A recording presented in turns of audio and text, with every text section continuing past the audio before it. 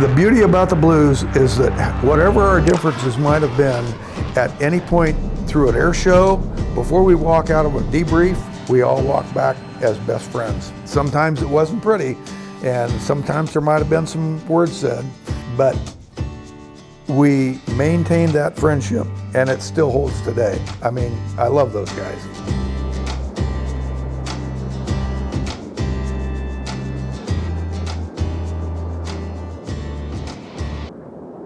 From 1950 to 58, the government started a program of plane spotting. They put a big tower up, and they'd go up and look for airplanes coming into, in our case, it was Omaha, Nebraska.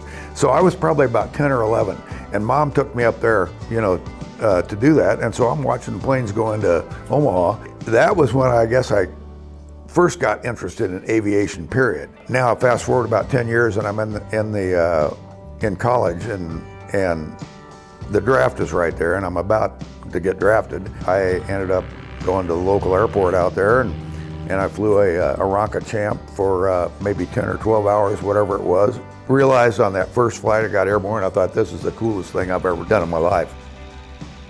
So I continued on with applying to the Navy, the Air Force, and the Army, and looking at different aviation programs. And I guess I would have been 22 at the time. And what triggered me for the Navy was I had watched a World War II carrier aviation movie at the fraternity house. And when I saw that, I thought, hey man, that is the thing. I want to land on carriers. And when I joined, and we were halfway through Vietnam, didn't know it at the time, but I thought by the time I got my wings, it takes 2 years to get your wings and all that, I figured the war would be over. And I ended up with 376 combat missions, and it went from fairly easy combat in Laos, going after the trucks and the truck parks and stuff like that, to that final tour was when the North had invaded the South in 1972, and we were back up north again. At the time, I was into doing Iron Hand missions too, and that was the going after the SAM sites, and yeah, it got pretty colorful. Out of combat, because of my background flying Iron Hand with Shrike missiles against the surface-to-air missile sites, I got orders to China Lake, California. I was involved in an anti-radiation program there. So right at the ground floor of the HARM missile, that's high-speed anti-radiation missiles. And I think I fired the first 11 missile shots. Most of those were all just motor shots and everything. When I first went to China Lake, I was career motivated. I thought I would, but then I also was thinking about getting out of the Navy at that point. After the first year at China Lake, and I realized how much I was enjoying the Navy, and then Jerry Tucker had applied and made the Blues. And he and I had been out on Hancock together, flying our missions and everything. Once he went to the Blues, I thought, well, that's cool. I know somebody on the Blue Angels. And at that point, I hadn't really thought too much about the Blues, and they were transitioning to the A4. And so I actually applied just kind of as a lark more than anything else. I thought it'd just be fun to be an applicant. Lo and behold, I got accepted, but shock of all shocks. It was shortly after selection, I joined the team in San Diego to watch them, and that's when Vance Parker came to me, and Vance says, you're gonna be my opposing solo as number 6. And Vance was gonna be number 5, lead solo. In learning the opposing solo number 6 position, first of all, was timing. The whole thing with being at center point on time, 30 seconds after the mark was called, back and forth down the flight line, hundreds and hundreds of times getting our timing down. The next thing I had to figure out, I flew inverted, when we were in the fleet, you'd fly at, 10, 20,000 feet or whatever, and you fly the airplane upside down, it's like no big deal. But then I'm going to bring the airplane back down to the ground. That was an eye-opener, doing the inverted flight as I got low.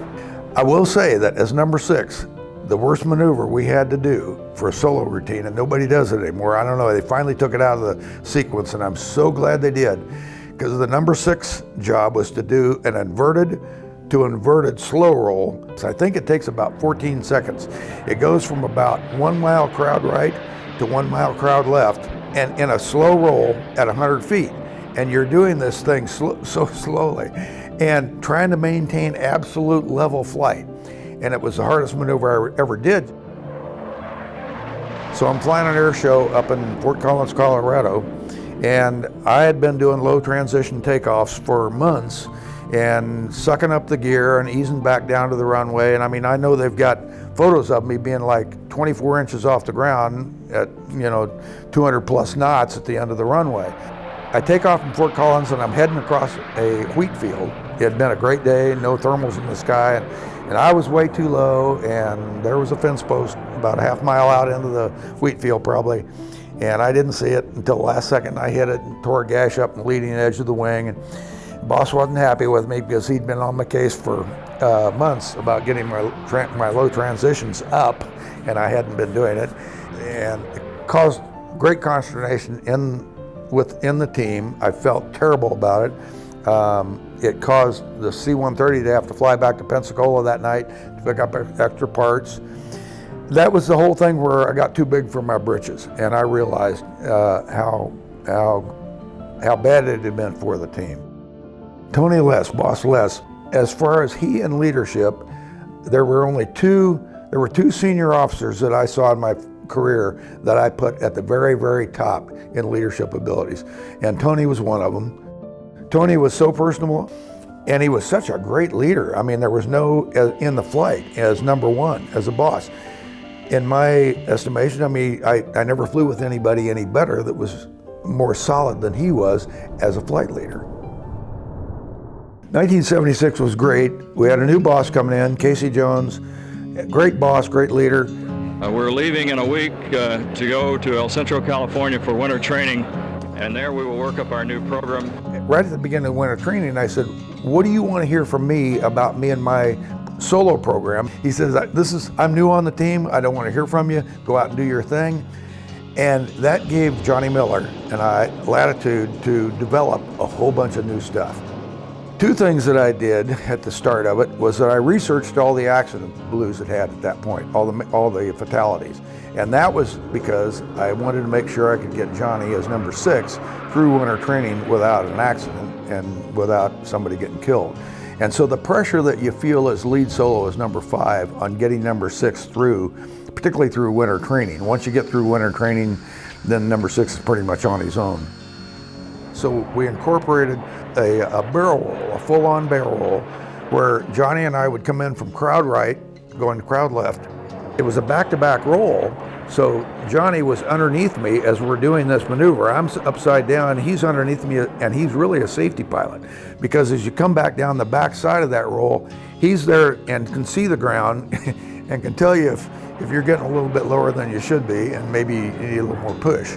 Having Boss Jones allow me to put that maneuver in, another one that we put in at that time was the inverted tuck-over roll. So the way we did our tuck-over, our double tuck-over, was that number 6 led, number 5 flew behind him in a wing position, and then at the call of the brake, you'd do a 270-degree brake turn. And all through the A4 era, we were able to do that. The fact is, that's kind of an interesting story about how long the A4 lasted being assigned to the Blues. You take a basic A4 that comes to the Blue Angels from the fleet, and it's going to spend 4 years in the diamond, flying diamond formations. It's going to spend 2 years flying in the solo formation, in the solo work, because that's all 6G work, and then 1 year as a spare aircraft. So you would have 7 years. You get 7 years out of a jet. So second year on the team, I'm lead solo.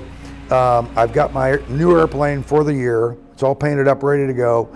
We're doing the last over-the-field practice before we go to El Toro the next day. Been airborne maybe 15 minutes at that time, 15, 20 minutes. My fire warning light came on. I look for other indications. You look for exhaust gas temperature, loss of oil pressure, things like that. Had no other indications that I had a fire. So in Vietnam, I had seen that indication a couple times with the fire light, and it had always been a wiring problem. It had been a connectivity. And so I wasn't real keen on flying formation, and the next stuff we were supposed to do was join up with the Diamond and do our Delta practice for the next 15 minutes or so. I thought this is a good excuse to not join up and go to the Delta. And so I called Tower and I said, this is Blue Angel 5, I'm gonna land. I didn't give any more explanation than that. Tower comes up and says, Blue Angel 5, do you know you're on fire? And I said, oh, well, that confirms the fire light. And I come around and approach, land, touchdown. But since I'm on fire, I want to get stopped as quick as I can.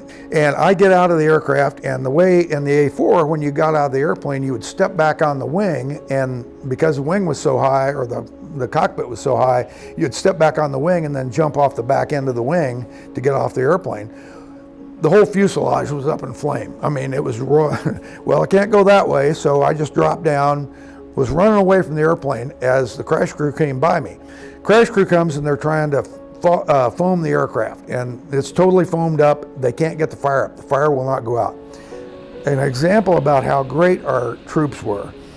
A guy named Ron Penn was a first-class petty officer, parachute rigger, and he knew where the oxygen bottle was because he serviced it. He was in his regular gear. He was not garbed up like the crash crew was. He ran underneath the airplane. It's still on fire. He runs underneath the airplane and disconnects the oxygen bottle and stopped the oxygen from feeding the fire. That's the fire. That's why they couldn't get the fire out. The fire was inside the fuselage at this point, and they couldn't get the fire out until they got that oxygen, pure oxygen, undone from it.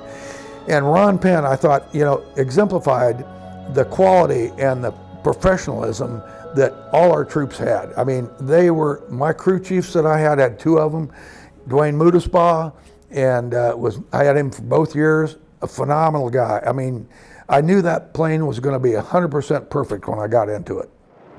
1976 was the Bicentennial in Philadelphia, Pennsylvania, and 4th of July. It was, couldn't ask for anything any better. And one of the days of the air shows up there was, 50 or 100,000 people out in the crowd, and the rain was coming through. Big rain squall was coming through right over the field. We were thinking about canceling the show, and it was the 4th. It was July 4th. And I remember the narrator told us, well, nobody's leaving, everybody's staying here, it's in the rain. So we continued the show in the rain squall, and that was the case where when Johnny and I got back on the debrief, and we were looking at the video screen, and we were doing horizontal rolls. Anyway, as that maneuver went on the TV, Johnny says, well, I never saw you on that. You didn't see me. And it was like, what's the deal? But he said, well, I knew you were going to be where you said you were going to be, center line of the runway, and I'm going to be over on the edge of the runway, and so we're 100 feet apart, so we should be all right, as we did the maneuver. You carry that Blue Angel with you the rest of your life. And so in the Navy, people expect great things of you, and they think, well, you were with the Blue, you must have been the world's best pilot. Well, that's not the case. We were just average guys. Most guys who wore gold wings could be in the Blue Angels. They have the ability. We've learned through naval aviation, through our flight training, through our combat work, through just normal training work that we did. And it's that whole thing about training to proficiency, so most of us could do that. When I was on the team, and for a few years after that, I didn't think the team would still be in business. Here we are 77 years later. And what I've seen over the years, every team seems to get better than the team before. They're outstanding. And that's what I want to keep seeing, is that professionalism never changes. I want to see them just keep getting better, do better than we did back in our day.